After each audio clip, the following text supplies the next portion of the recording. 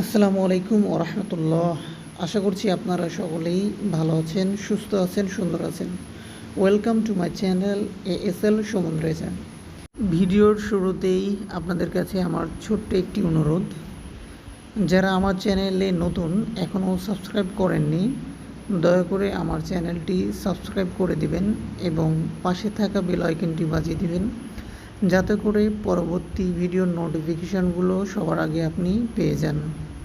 এবং আমার ভিডিওটি যদি ভালো লেগে থাকে আমার ভিডিওতে একটি লাইক দিবেন এবং কোনো প্রশ্ন বা মতামত থাকলে কমেন্ট বক্সে অবশ্যই জানাবেন।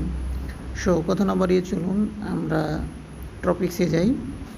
আজকের টপিকসটি হলো যে কোনো স্টেশনে কেন একাধিক লাইন রাখা হয়, যেটাকে লুপ লাইন বলা হয়। লুপ লাইন রাখার একটি কারণ রেলগুলো যেন ক্রসিং করতে পারে।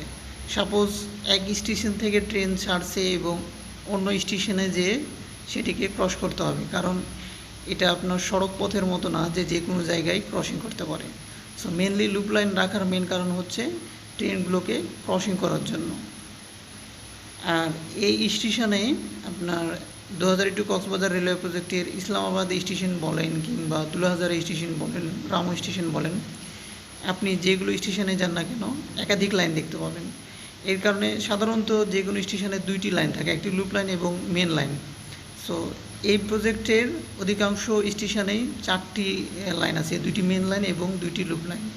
কারণ এই প্রজেক্টের ভবিষ্যতে আপনার আরেকটি লাইন হবে, তখন আর এই লুপ লাইনগুলো যেমন এখন রেল ক্রসিংয়ের জন্য প্রয়োজন হচ্ছে, তখন সেটা আর প্রয়োজন হবে না। তখন একটি দিয়ে ট্রেন যাবে এবং একটি দিয়ে ট্রেন আসবে। যেমনটা আপনার ঢাকার কমলাপুর রেল স্টেশন থেকে আপনার জয়দেবপুর পর্যন্ত পাশাপাশি দুইটি লাইন আছে, যেখানে একটিতে ট্রেন যাইতে পারে এবং একটিতে আসতে পারে। দোহাজারি টু কক্সবাজার রেলওয়ে প্রজেক্টেও ভবিষ্যতে এমন হবে।